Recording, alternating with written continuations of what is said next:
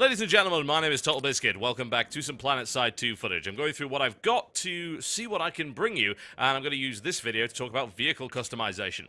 This is the Liberator. You perhaps have not seen this yet. This used to be a heavy 3-person bomber in the original Planetside. Here, it can be modified to be a bit more of a gunship.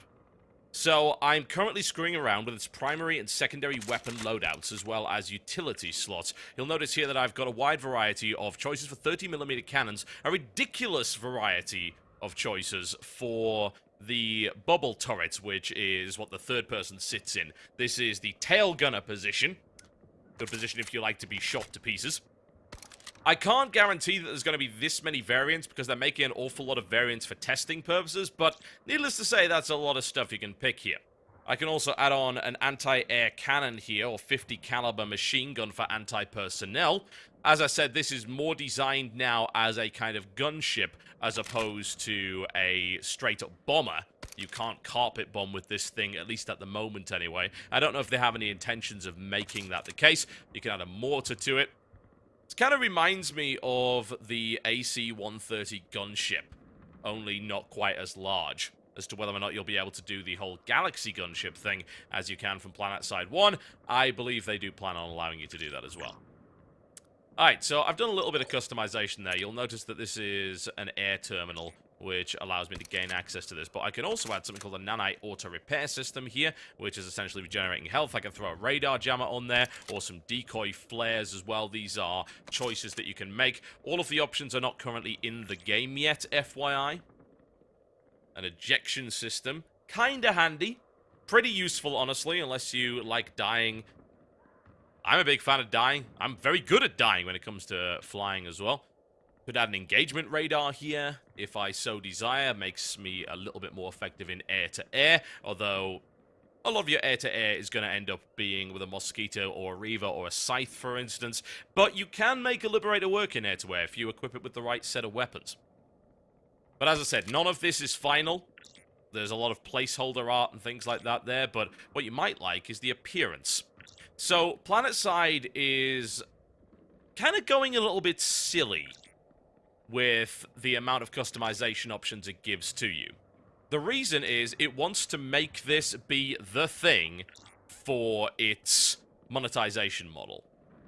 It wants you to buy upgrades and silly things like that for your vehicles. Welcome, ladies and gentlemen, to the Liberator. We can add a variety of things on here. Oh yeah, now that's what I'm talking about. This is a true combat vehicle. Planetside veterans will notice some wonderful decals that used to be for the outfits. There's a lot more of this stuff coming in. Once again, none of this is complete, and it's hardly their priority right now. They're trying to make the game actually work. So, are we ready to fly around in the Liberator, ladies and gentlemen? Yes, yes. You'll notice down at the bottom there some resources. You need certain resources to spawn vehicles. None of this is properly balanced yet, but these resources can be acquired by getting hexes on the map. As you capture bases and just outposts and towers and just general areas on the map, you will unlock resources which you can use to spawn vehicles and things like that. We need 50 of the bronze resource then. There we go. The Liberator, ladies and gentlemen. Oh, God! I've forgotten how to fly a Liberator. Let's try that again, shall we? Thankfully, I have some admin commands which allow me to spawn whichever vehicle I please at this stage. Behold, the Liberator. Oh, yeah. You know what I'm talking about, baby. Now that is a pimp wagon. Oh, yes. This is the new Liberator gunship. It looks rather swanky, doesn't it? Yes, it does. That is the turret at the back there. My camouflage is extremely appropriate if we fight on the mythical Zebra continent.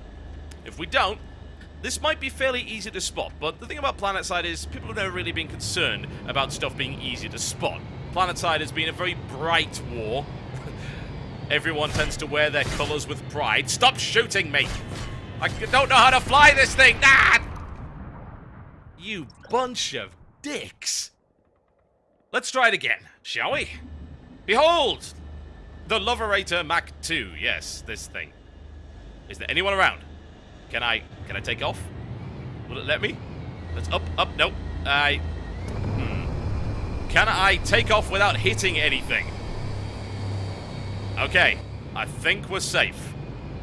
Everything seems to be fine. Alright, onwards, ladies and gentlemen. Whoa, whoa, whoa, whoa, whoa, whoa, whoa, whoa, whoa. So, everything is vertical takeoff and landing in this game, which makes flying things a bit tricky at times. You have to manage forward momentum and thrust as well as the vertical takeoff and landing thrusters. You have to hold down the spacebar. It reminds me a little bit of helicopters in Battlefield, just not quite the same. I'm going to fly over this basin here, and we're going to show you this outpost area. That can be captured, by the way. It's not a full-on base, it's an outpost. It helps gain control of the hexes on the map. You'll also notice that people are screwing around with the time commands. Also, this cockpit appears to be the new conglomerate cockpit. Things are kind of messed up simply because I've been using admin commands to switch around a little bit. This aircraft is a little bit more unwieldy than the Mosquito, the Scythe, and the Reaver. Although it is more heavily armored, it's got a lot more firepower at its disposal. The Liberator takes 3 ladies, if you know what I mean. Got the main cannon there. This is the 30mm high explosive that I customized this vehicle with. And we've then got the tail gunner and the main gunner who has access to the mortars or whatever it is that you've equipped it with. You can equip it with that big anti-air flak cannon if you like. And obviously I can fly this thing directly, but I'll see you next time.